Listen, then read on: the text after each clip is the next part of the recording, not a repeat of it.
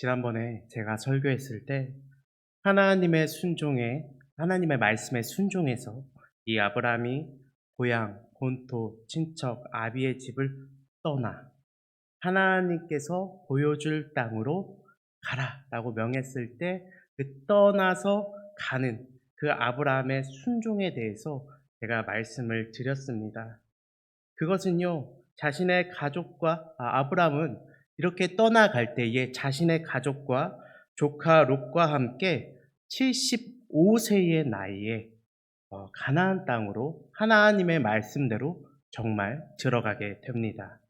이건 분명요, 칭찬받아야 될 일입니다. 하나님의 말씀에 대한 믿음으로 반응했기 때문이죠.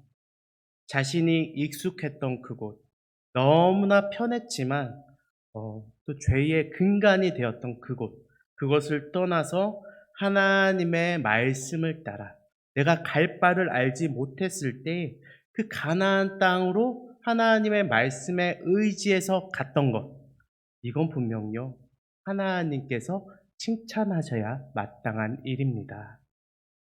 아브라함은요 그렇게 가나안 땅에 입성하게 되는데요. 적과 꿀이 흐르는 그 땅을 바라보면서 아브라함은 분명 안도의 한숨을 크게 내뱉었을 것입니다. 자신의 두 눈으로 봐도 알겠잖아요. 너무 좋잖아요. 자기가 있던 땅에 비해서 하나님께서 인도하신 그 땅이요. 정말 과연 더 나은 곳이었습니다. 아브라함은 종합적으로 다 따져봐도 우리가 이해타산하면서 계산기 두들겨 봐도 분명 자신이 가진 모든 것을 걸고 하나님의 말씀에 따르길 정말 잘했다. 하나님의 말씀에 순종하길 정말 잘했다 생각하면서 그 마음을 쓸어내렸을 것입니다.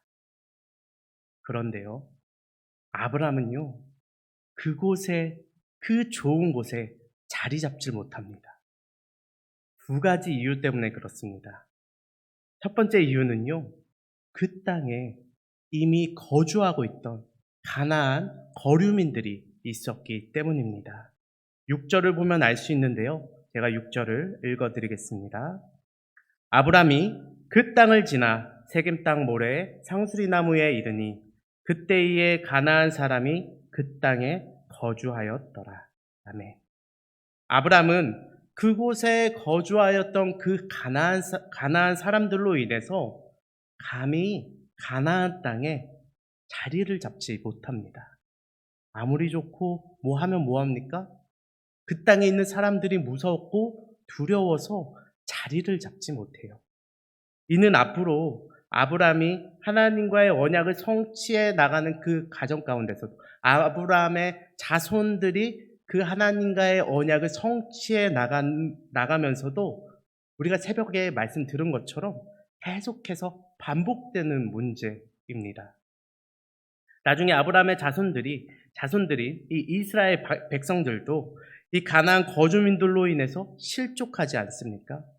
그래서 우리가 새벽에 말씀을 들었던 것처럼 결국 출애굽했던 그 이스라엘 1세대들은요 가나안 땅에 들어가지도 못하게 되는 것이죠. 이렇게 방황할 때에 하나님께서는 그 방황하는 아브라함에게 그냥 내버려 두지 않으시고 나타나셔서 말씀해 주십니다.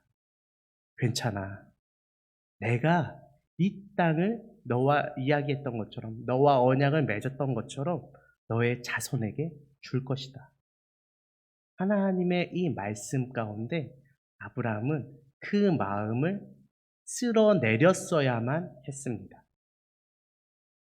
하나님의 말씀 가운데 일단 믿음으로 반응하고 봅니다. 아브라함은 제단을 쌓고 여호와의 이름을 부릅니다. 그 모습만 보면요, 참 잘한 것 같습니다.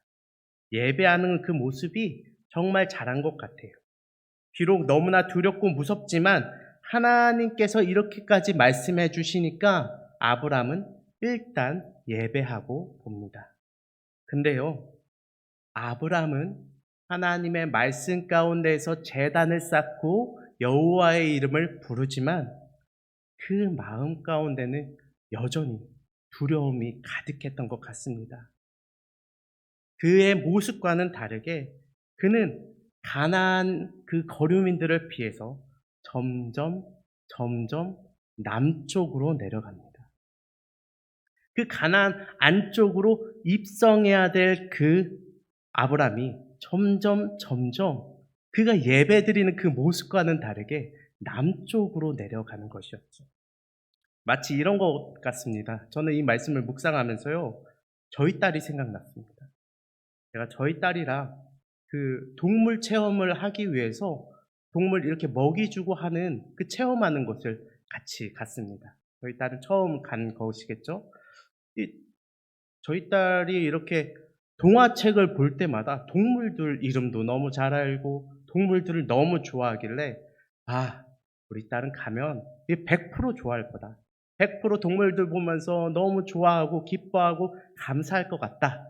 이런 생각이 제 마음에 스쳐서 저희 딸을 데리고 한번 가게 되었습니다. 근데요, 실상은 그렇지 않았습니다. 너무 무서워하는 거예요. 그림책에서 보던 동물인 것 같기는 한데 얘네들이 너무 리얼하고 너무 막 파닥파닥거리고 소리를 내니까 얘가 아무래도 겁이 났던 것 같습니다. 그래도 비싼 돈 주고 왔으니까 체험은 해봐야 되지 않겠습니까? 그래서 그 손에 먹이를 올려주면서 이렇게 손바닥으로 새들한테 먹이를 주는 체험을 하는데 이렇게 가긴 갑니다. 가서 손바닥을 이러고 있긴 한데 벌벌벌벌 떨면서 새들이 다가오는데 이렇게 벌벌벌벌 떨면서 있더라고요. 그리고 나서는 새들이 몇 번 주워 먹으니까 손을 빨리 털어버리고는 그냥 제가 있는 곳으로 달려왔습니다. 아브람도요, 동일한 것 같습니다. 하나님의 말씀에 순종하고 싶었던 것 같아요. 젖과 꿀이 흐르는 그곳도요, 분명 좋아 보이긴 했을 것입니다. 그러나 여전히 자신의 눈에 보이는 거류민들이 너무나 두려웠습니다. 그래서 저희 딸이 모이를 주는데 손을 뻗기는 하는데 막 점점 이렇게 움츠러들고 겁이 났던 것처럼 아브라함은 점점 그 가나안 안쪽으로 들어가는 것이 아니라 남쪽으로 점점 내려가게 된 것이죠. 또한 아브라함이 가나안에 자리 잡지 못했던 두 번째 이유가 있는데요. 그것은 바로 기근입니다. 그렇게 남쪽으로 이동하던 이 아브라함은요, 극심한 기근을 만나게 됩니다. 근데요, 성경에서 나오는 이 기근이요, 저는 우연이라고 생각하지 않습니다. 우연히 남쪽으로 가다가 뭔가 날씨를 잘못 만나서 아브라함이 아유, 재수없는 하루다, 재수없는 연도야, 이렇게 생각할 정도로 이것들은 우연이 아니라고 여깁니다. 구약을 볼 때에 하나님께서는 이 기근을 사용하실 때가 꽤 많이 나오기 때문에 그렇습니다. 바로 하나님의 말씀에 온전히 순종하지 못할 때, 잘했을 때 이 기근을 만나는 게 아니라 꼭 뭔가 죄가 있고 문제가 있고 하나님께 온전히 순종하지 못할 때 하나님은 이 기근을 자신의 백성들에게 만나게 하십니다. 예를 들어 볼까요? 아담이 죄를 지었을 때 하나님께서 어떻게 하십니까? 땅을 저주하십니다. 땅을 저주하시고 땅이 가시덤불과 엉겅퀴를 내고 땀을 흘려야만 먹을 것을 얻게 만드십니다. 이는요, 사는 동안에 하나님을 의지하는 그 힘들게 소산을 얻으며 하나님께서 살아계심을 그가 알도록 하심에 분명한 것입니다. 또한 이것뿐만 아니라요, 훗날 야곱과 그 자식들도 요셉을 애굽에 팔아버리고 나서 극심한 기근을 만나게 됩니다. 이 기근을 통해서 하나님은 다시 요셉과 그 가족들이 그 갈등을 해결하도록 만드시는 것이죠. 또 룻기에서는요, 사사 시대에 이스라엘 백성들이 기근을 만나게 하십니다. 왜냐하면 하나님의 뜻을 행하지도 않고 하나님을 의지하지도 않고 그들이 자신이 좋은 대로 살아가니까 하나님께서 그들의 죄악 때문에 기근을 허락하신 것인데, 룻의 시어머니 되는 이 나오미는 어떻게 합니까? 그 기근을 만난 이스라엘을 떠나서 모압 땅으로 갑니다. 하지만 모압 땅으로 가서 거기서 풍족하게 얻는 일이 있습니까? 아닙니다. 떠난다고 해서 거기서 뭔가 문제가 없는 것이 아니었습니다. 자신의 남편이 죽고 자신의 두 아들이 죽게 되는 일이 있게 됩니다. 그 밖에도 이스라엘 백성이 하나님을 의지하지 못하고 죄 가운데 거할 때 하나님께서는 이 기근이라는 방식을 사용하십니다. 나의 열심과 노력도 하나님의 역사하심 속에서 존재한다는 그 사실, 하나님께서 역사하지 않으시면 아무것도 아니라는 사실을 이 기근을 통해서, 그들이 어떻게 할 수 없는 이 기근을 통해서 하나님께서 깨닫게 해주시는 것입니다. 그렇기에 다시 돌아와서 아브라함이 했어야 하는 행동은요, 이 기근을 만났을 때 아브라함이 했어야만 했던 행동은 남쪽으로 내려가는 것이 아니라 다시 북쪽으로 올라가서 가나안 안쪽으로 하나님의 말씀대로 들어갔었어야 합니다. 그곳으로 가서 하나님께 예배 드려야만 했습니다. 아니면 적어도 하나님 어떻게 할까요? 하나님 나를 떠나서 가게 하셨는데 저에게 왜 이러한 일이 일어납니까? 적어도 하나님께 물어보는 일이 이 아브라함이 했어야만 했던 일입니다. 그런데 오늘 본문을 자세히 보면 아브라함은 점점 남쪽으로 갔을 뿐 아니라 그 가나안을 떠나 애굽으로 가게 됩니다.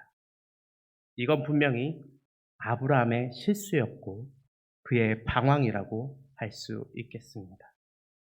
하나님의 음성도 들었고 그 음성에 반응해서 잘 떠나왔지만 어떻게 보면 하나님의 뜻이 온전해지기까지 그가 두려움으로 인해 참지 못했던 것입니다. 말씀을 묵상하면 우리도 참 그런 것 같습니다. 때론 하나님의 음성을 듣기도 하고요.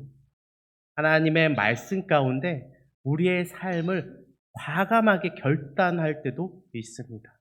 그 모습은 분명 하나님께 칭찬받아 마땅한 일들입니다. 하지만 때론 우리는 하나님의 뜻이 온전해질 때까지 기다리지 못하는 경향이 있습니다. 하나님이 그 뜻을 온전히 이루기까지 도저히 우리가 뭔가의 이유로 참을 수가 없는 거예요.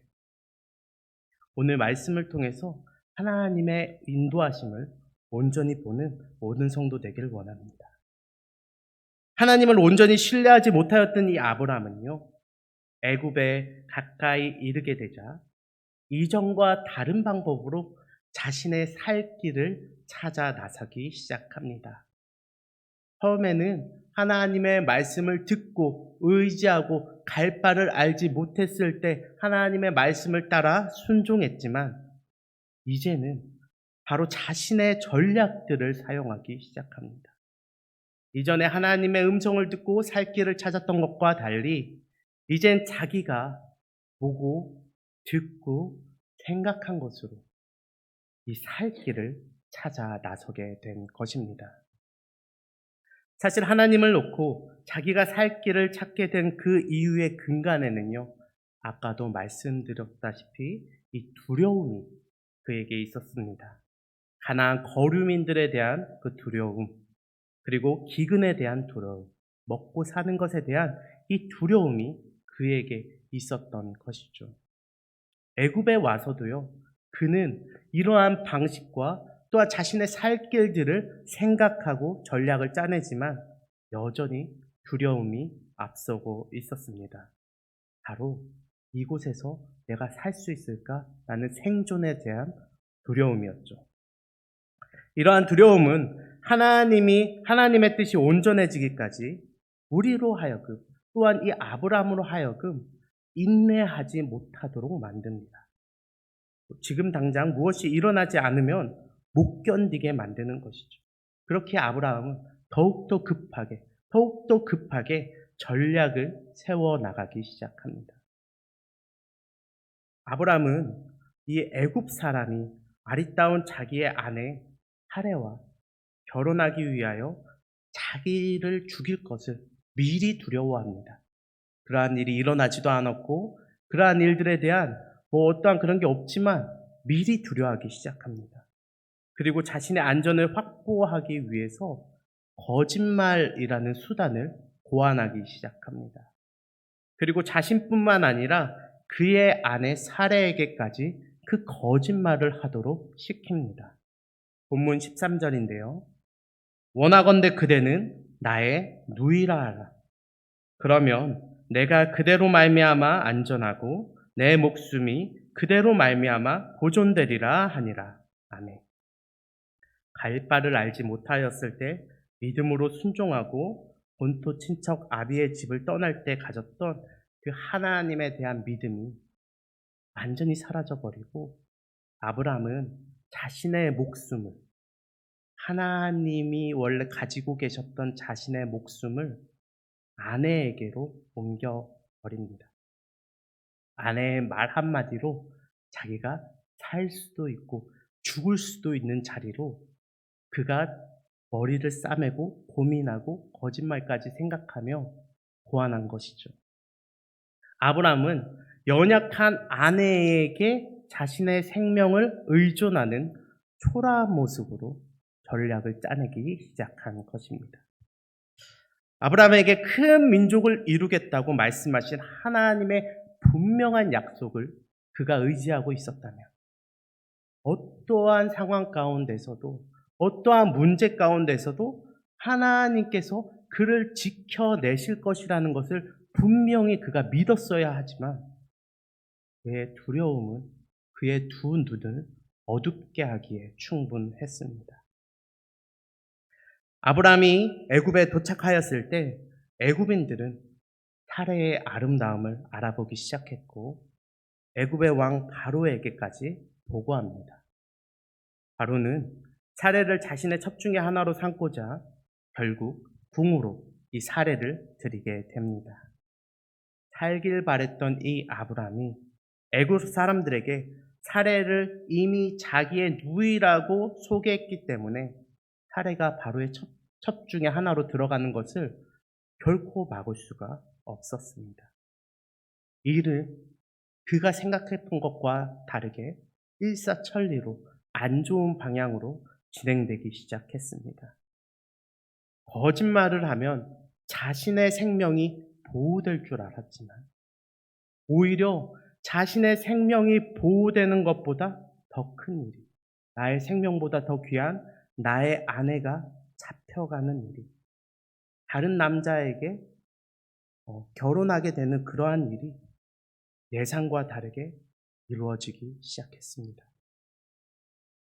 그 당시 막강한 권력을 가진 이 바로를 유목민인 아브라함이 결코 자신의 힘과 능력으로 이길 수 없었습니다. 아브라함은 그제서야 자신의 힘으로 아무것도 할 수 없음을 느끼고 분명히 절망 가운데 빠졌을 것입니다. 근데 너무나 중요한 것이요. 그가 절망 가운데 빠지고 아무것도 할 수 없이 바라만 봐야 하는 이러한 상황이 되었을 때 하나님께서는 바로 그때부터 일하기 시작하십니다. 하나님의 일하심의 방법은요. 정말 인간이 상상할 수 없는 타이밍에 이루어지는 것 같습니다. 내가 주먹을 꽉 쥐고 내가 뭔가를 정말 할 수 있을 것 같다고 여겨질 때 그때는 하나님께서 일하지 않으시면서 내가 정말 하나님 나 도저히 못하겠습니다. 왜 날 이곳 가운데 놓았습니까? 하며 내 손에 힘이 점점 풀려나가고 이 두 손을 하나님께 올려드렸을 때 그제서야 하나님은 일하기 시작하시는 것입니다. 우리가 예수 그리스도를 믿으면요. 처음에는 우리의 삶이 더 행복해지고 더 좋은 일들만 있을 것 같고 나의 삶이 형통할 것이라고 여기지만 그렇지 않습니다. 생각보다 예수 그리스도를 믿기 시작하면 이상하게 우리의 삶 가운데 고난과 어려움이 다가올 때가 너무나 많습니다. 그 이유가 여기에 있는 것 같습니다. 하나님께서는요, 우리가 잘 먹고 잘 살기보다 우리가 잘 믿고 잘 의지하길 원하시기 때문에 그렇습니다. 구원이 여기에서 나기 때문이죠. 다시 한번 말씀드립니다. 하나님께서는 우리가 잘 먹고 잘 사는 것보다 잘 믿고 잘 의지하길 원하십니다. 구원이 여기서 나기 때문입니다.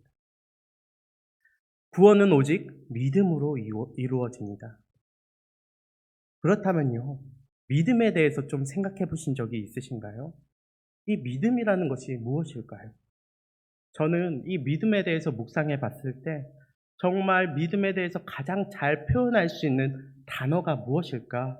이렇게 생각을 해봤는데 그 단어는 관계 같습니다. 관계.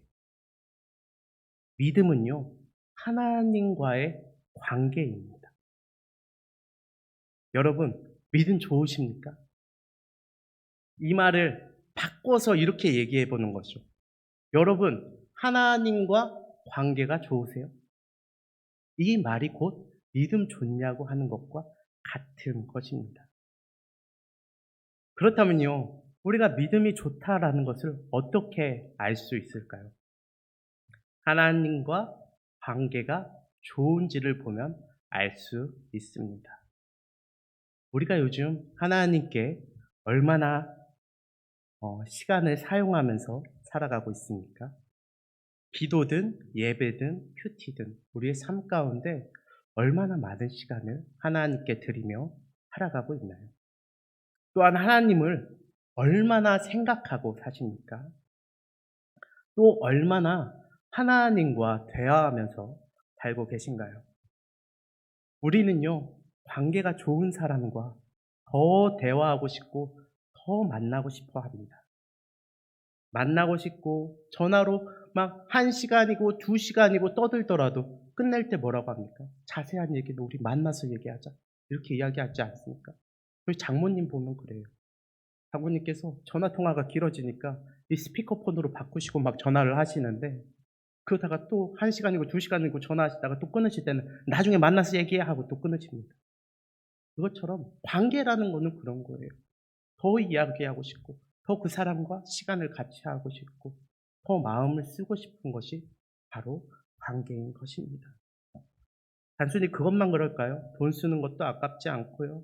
내가 사랑하는 사람이라면 한 번이라도 더 사주고 싶은 것이 우리의 마음입니다. 다시 돌아와서 우리의 믿음을 점검해 보길 원합니다. 우리들은 하나님과의 관계가 무엇인가요? 지금 아브라함은 분명 좋지 못했습니다. 하나님과의 관계가 결코 좋지 못했습니다. 이 중요한 순간에 그는 하나님과 대화하지 않았고 하나님과 관계하지 않았습니다. 하나님은 그런 그가 자신의 모든 꽉 쥐고 있던 손을 펴고 하나님께 나아갈 때 그 순간을 기다리고 계셨고 다시 하나님께서 그와 관계하기 시작하셨습니다. 하나님은 그러나 관계하지 않았던 이 아브라함을요, 너 왜 그랬니? 라고 책망하시거나 그에게 재앙을 내리지 않으셨습니다. 대신 바로와 바로의 그 집에 큰 재앙을 내리십니다.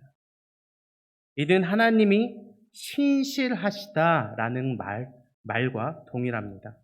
하나님은 신실하시기 때문에 그렇게 나아온 아브라함을 책망하지 않으시고 바로와 그 바로의 그 집에 큰 재앙을 내리신 것이죠.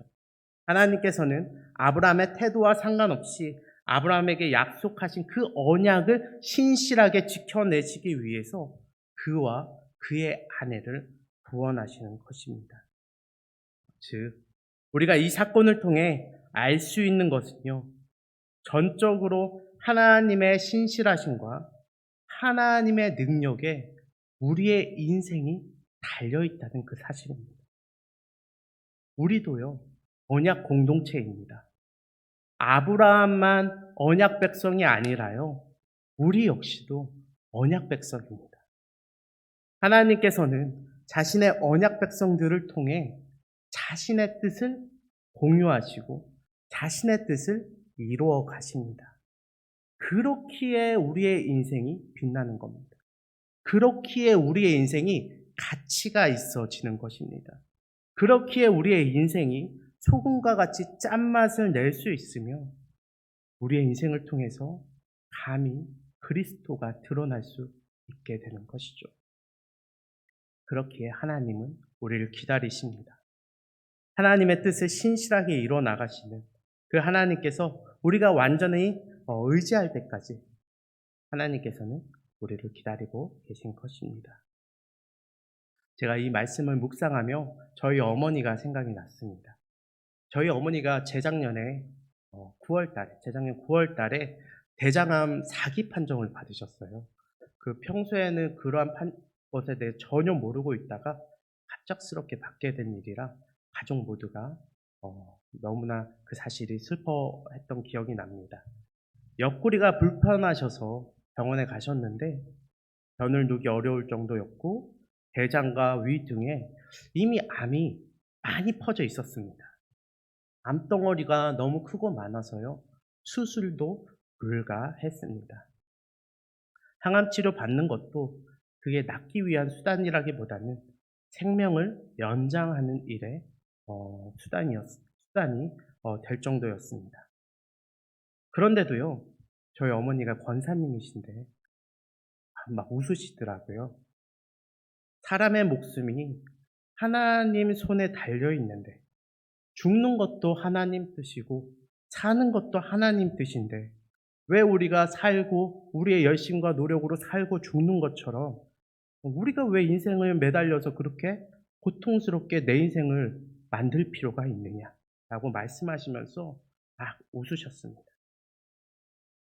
그리고 얼마 전에도 분당 서울대병원에 갑작스럽게 응급실에 가게 되었는데 그곳에서 기다리다가 다른 항암 환자를 보게 되었습니다. 그분은 저희 어머니를 보시고요. 굉장히 슬퍼하시면서 불쌍히 여겨 주셨습니다.